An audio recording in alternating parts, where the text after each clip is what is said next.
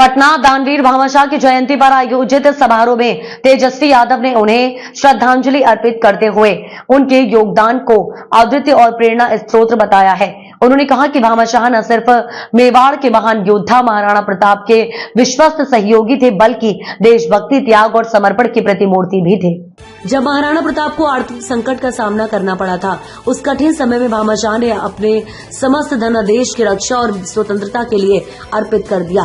तेजस्वी यादव ने अपने संबोधन में कहा कि आज के युवाओं को भामाशाह के आदर्शों से सीख लेने की जरूरत है। उन्होंने इस अवसर पर समाज में समस्त समरसता, सेवा और शिक्षा के क्षेत्र में अधिक योगदान देने की अपील भी की। उन्होंने कहा कि भामाशाह जैसे महापुरुषों की जयंती हमें यह याद दिलाती है कि समाज और देश के लिए अपना योगदान देना है सच्चा राष्ट्र धर्म है। समारोह में बड़ी संख्या में छात्र, सामाजिक कार्यकर्ता और गणमान्य लोग मौजूद थे। सभी ने मिलकर भामाशाह के सिद्धांतों को आत्मसात करने का संकल्प लिया।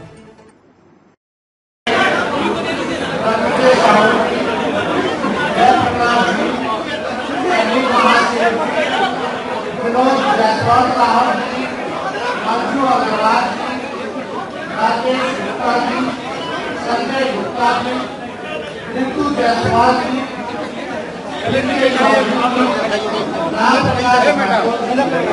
गोपाल गुप्ता जी, अरुण शाह जी, अशोक गुप्ता जी, प्रेम गुप्ता जी, अरुण कुमार जी, शेखर शाह जी, देवराज गुप्ता जी, अमरेंद्र सरसिया जी और तमाम हमारे नेता और कार्यकर्ता, नए लोग जो है पार्टी ज्वाइन कर रहे हैं और साथ में आए बिहार से, हर जिले से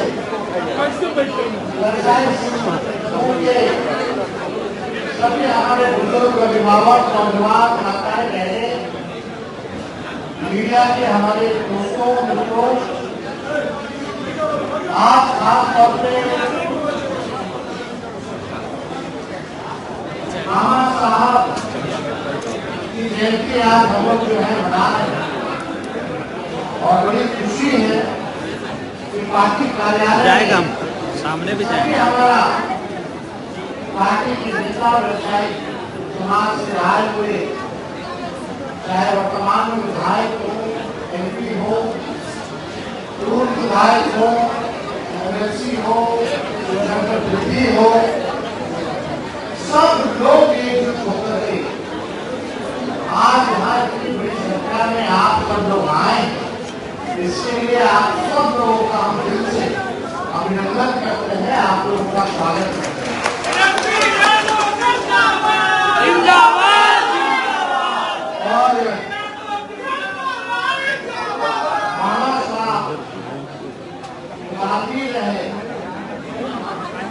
उनके बारे में कौन नहीं जानता। हम आप सब लोग जानते हैं कि उन्होंने स्वाभिमान की लड़ाई में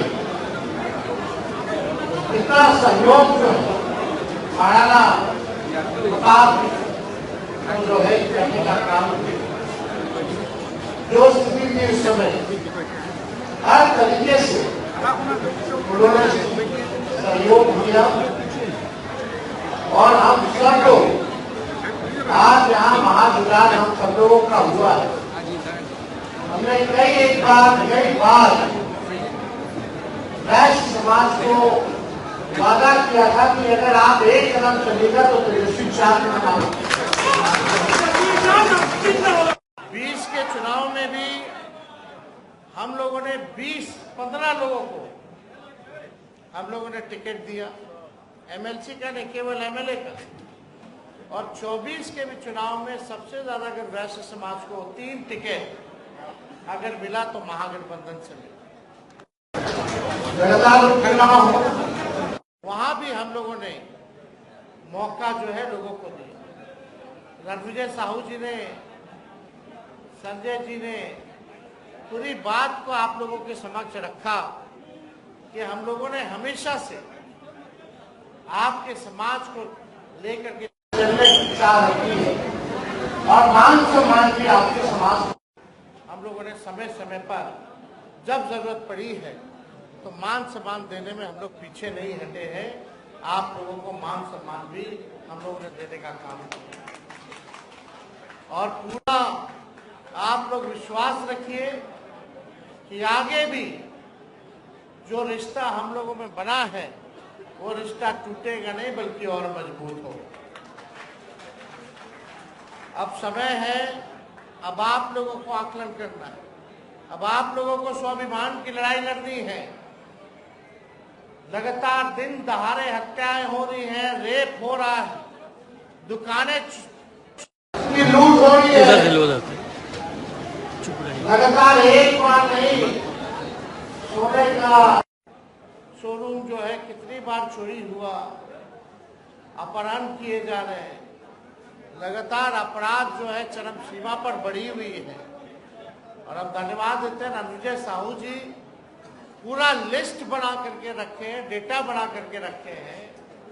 जहां भी कहीं भी व्यवसायों की हत्या होती है तो रणविजय साहू वहां सबसे पहले पहुंचते हैं और हमारी बात कराते हैं पीड़ितों परिवार से। और सिर्फ बात ही नहीं कराते, हम लोगों से जो सहयोग होता है वो सहयोग हम लोग करते हैं। और साथ ही साथ जो अधिकारी हैं पुलिस डिपार्टमेंट में, उनसे भी हम लोग बात करते हैं कि कार्रवाई जो है अपराधियों को सजा जल्द से जल्द मिले। बैंक की डकैती हो, लगातार ये जो है बढ़ रही है। जो मौजूदा सरकार से 11 साल से एनडीए की सरकार है, 20 साल में राज्य की सरकार है। अब आप लोगों को आकलन करने की जरूरत है कि आप लोग इस सरकार ने क्या किया है। चाहे आर्थिक नीति आप देख लीजिए सरकार की, लॉ एंड ऑर्डर देख लीजिए, कहीं भी सरकार जो है हम के नए व्यक्ति हैं, युवा हैं, और हमें पीड़ा है कि अब तक 20 साल इनके शासनकाल का हो गया, 11 साल मोदी जी का हो गया, लेकिन हमारा बिहार सबसे गरीब है, हमारा बिहार सबसे बेरोजगार है, सबसे ज्यादा पलायन हमारे राज्य से होता है। हमारा बस एक ही संकल्प है कि आइए सबको जोड़ करके एक नया बिहार, नंबर 1 बिहार हम लोग बनाने का काम करें। हम लोगों ने कई बार कहा, हम लोग सत्ता में आए, समीर महासेठ जी मंत्री बने, अमेरिका से लेकर के कहां इनको हम लोगों ने नहीं भेजा, जाइए बिहार के लिए निवेश लाइए। 50,000 करोड़ का बिहार का निवेश 17 महीने में इन्होंने लाने का काम किया, हमारी सरकार ने लाने का काम किया। हमारे लोग उन्होंने मेहनत की, 17 महीने 5 लाख लोगों को सरकारी नौकरी मिला। आज तक किसी राज्य में, किसी भी सरकार में इतने तादाद में नौकरियां नहीं मिली। हर जात के लोगों को नौकरी मिली, जो क्वालिफाई किया उसको मिला, कोई पेपर लीक नहीं हुआ। 3.5 लाख नौकरी प्रक्रिया धीम कराई। हम लोगों ने आईटी पॉलिसी बनाई, टूरिज्म पॉलिसी बनाया, ताकि आप सब लोगों को राहत हो।